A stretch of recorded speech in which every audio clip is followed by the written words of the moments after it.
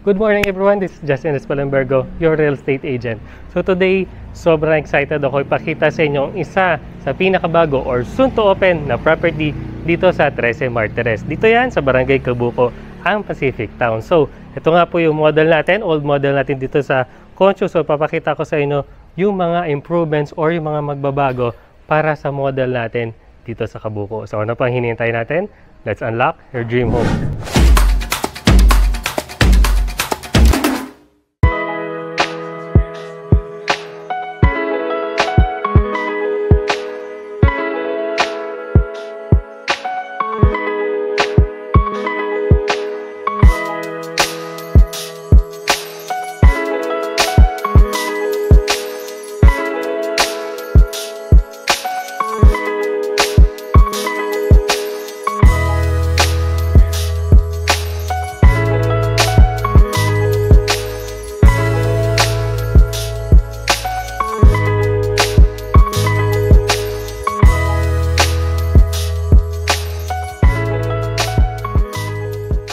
So bago natin start yung tour dito sa Cabuco, 13 Martires, Pacific Town. Kung bago ka sa akin channel, please like, share this video, and subscribe to my channel.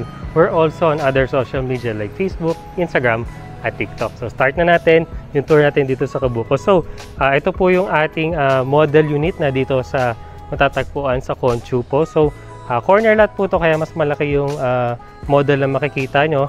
Pero sa bagong unit natin sa Cabuco, ang fences na lang natin is mag-iiba lang po siya. So mas malaki po siya, mas maluwag po yung magiging parking space nyo at ang kulay ng fences nyo ay puti na. Hindi katulad dito sa Concho na yellow. So tara, pasok tayo dito.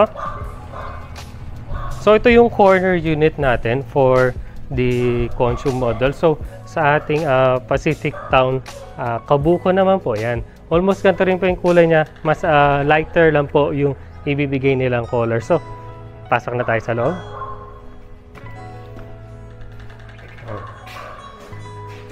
So welcome po dito sa ating actual turnover dito sa Cabuco, Pacific Town. So ito na po yung almost the same lang po yung magiging kakalabasan nito from old model na to new model. So ang kakaiba po, ang unahin po natin syempre ang mga ang mga sliding windows natin na aluminum sliding windows po is ganito pa rin po siya, puti pa rin po yung frame na gagamitin nila, pero ang magiging kaiba na po is yung ito po, dito po sa ating old model po is sliding po siya, pero sa bagong model po natin is hindi open na po siya. So ito yung isa sa mga magbabago po dito sa model na to. So ito nga po siya, ayan, kasi na po ito po yung bago natin.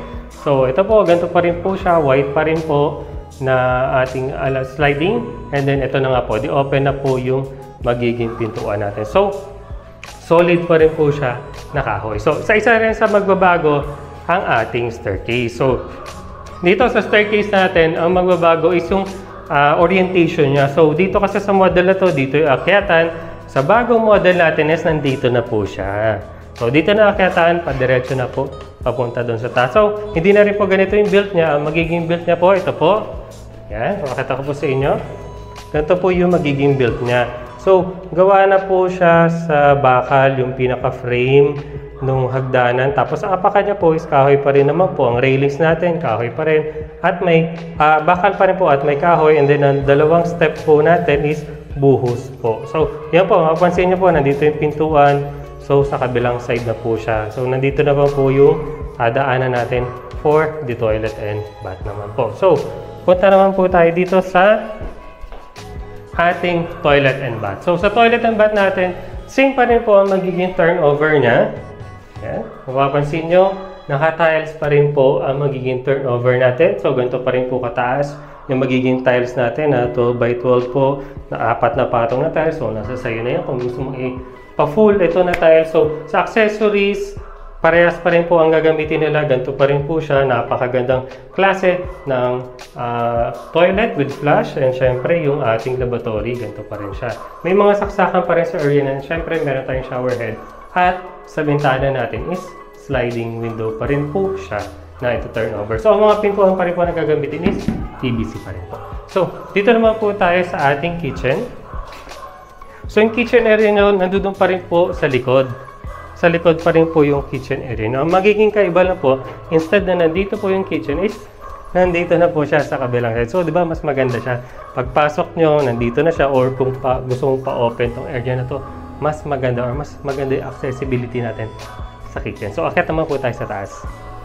And so, dito na po tayo sa ating second floor. Sa second floor nga po yung katulad kanina na sinabi ko sa inyo yung etong orientation ng ating staircase is mapupunta na dito. So, doon na po yung paakyat. So, nandito na po yung pinaka-landing ninyo. So, nandito na po yung hagdanan na open na po siya. Sa susunod po na bago natin yung paakyat na po siya dito. So, dito na po siya. Tapos, same pa rin po na yun ng turnover. So, ganito pa rin po siya. Painted po lahat ng finish na walls natin. Cement finish na po siya. Nandito yung space mo for the bedroom dito sa likod na part. Naka-ready na rin yung mga outlet natin for the kuryente. And then, yung nga po yung mga switches natin, naka-ready na rin. Meron na rin po tayong, syempre, na ceiling. So, dito naman sa una na part. Yan. So, ito na po. Dito na po yung pinaka-master bedroom nyo sa unahan na part. So, punta naman tayo doon sa part na gusto mong malaman, yung computation ng bahay na to. So, tara. Yan po, doon na tayo sa gusto mong malaman na part, yung computation ng bagong project natin dito sa Kabuko. So, ito po yung pinaka-total contract price niya. Ang total contract price niya po is 1,800,000 po. Para to sa inner unit na may lot area na 42 square meter at floor area na 42.34 na square meter. So, ang ilo-loan natin sa Pag-ibig po is 1,600,000 po, and then ang monthly amortization po sa Pag-ibig is 10,685 naman po. So, ang pinaka-total down payment natin or equity natin is 200,000. Less po syempre ng reservation fee natin na 5,000 po. Pag end unit naman po pala ang kukunin nyo, 10,000 po ang reservation fee.